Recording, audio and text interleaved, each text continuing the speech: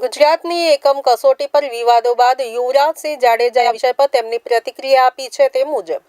એકમ કસોટી ગુજરાતના શિક્ષણ માટે ફક્ત એક પ્રયોગશાળા બની ગઈ છે, જેમાં વિદ્યાર્થીઓને 6 વર્ષ સુધી માનસિક ત્રાસ અપાયો હતો. આ પ્રક્રિયા દોષી ગણાતા તેમણે જણાવ્યું કે રાજ્યની 40,000થી વધુ શાળાઓમાં શિક્ષકોના હજારો કલાકોનું માનવ શ્રમ વ્યર્થ કરવામાં આવ્યું હતું. યુવરાજસિંહ જાડેજાએ આ નીતિનું સમર્થન કરતા જણાવ્યું કે શિક્ષકોને આ કસોટી માટે 3 દિવસ સુધી વિદ્યાર્થીઓની પરીક્ષાઓમાં લાગી રહેવું પડતું હતું, જે તેમના માટે એક વધારાનું ભાર બનેલું હતું. આ રીતે એકમ કસોટી હવે બંધ કરી દેવામાં આવી છે અને આ મુદ્દે જાડેજાની પ્રતિક્રિયાએ શિક્ષણ નીતિ પુનઃ સમીક્ષા માટે નવી ચર્ચાઓ શરૂ કરી છે.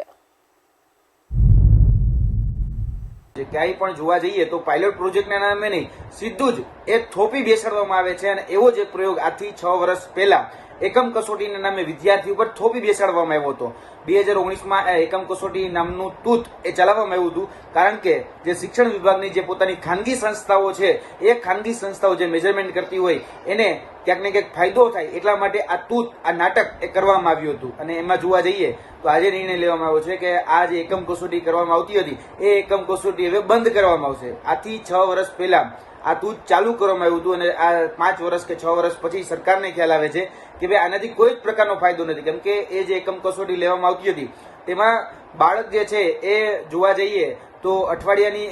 એકમ કસોટી આપતો હતો, ત્યારબાદ પાખવાડિયું એટલે કે 15 દિવસની કસોટી આપતે, પછી ત્યારબાદ એ માસિક કસોટી એટલે કે 1 મહિનાની બાદ એક કસોટી આપતો હતો. તેમાં જોવા જઈએ તો જે શિક્ષકો હોય તેમનો પણ સમય વ્યય થતો હતો, તેની સાથે સાથે બાળકોનો અને અધૂરામ પૂરું આ જે માર્ક જે આવતા એકમ કસોટીમાં એ માર્ક ક્યાંય વાર્ષિક પરીક્ષામાં કે અન્ય કોઈ જગ્યાએ એ કાઉન્ટ થતા જ નહોતા, છતાં પણ આ પરીક્ષાઓ લેવામાં આવતી હતી. અને જોવા જઈએ તો એક એકમ કસોટી પાછળ એ લગભગ 3 દિવસ જેટલો સમય એ જતો રહેતો હોય છે, કેમ કે એકમ કસોટી જે છે એમાં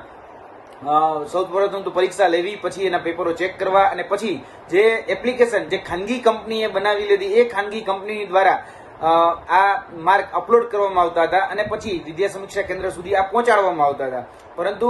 જોવા જઈએ તો આનાથી વિદ્યાર્થીઓને જે બેનિફિટ થવો જોઈએ કોઈ જ પ્રકારનો બેનિફિટ નહોતો થતો અને જે શિક્ષકોનું જે મૂળ કામ જે બાળકોને ભણાવવાનું હોય એ પણ ડાયવર્ટ થતું હતું. એટલે કહેવાય ને કે અંધેરી નગરીને ગંડુ રાજા જેવું શાસન એ ગુજરાતની શિક્ષણ વ્યવસ્થામાં ચાલે છે. ગુજરાતની શિક્ષણ વ્યવસ્થામાં આ પ્રયોગો ને કારણે આ ગુજરાતની શિક્ષણ વ્યવસ્થાની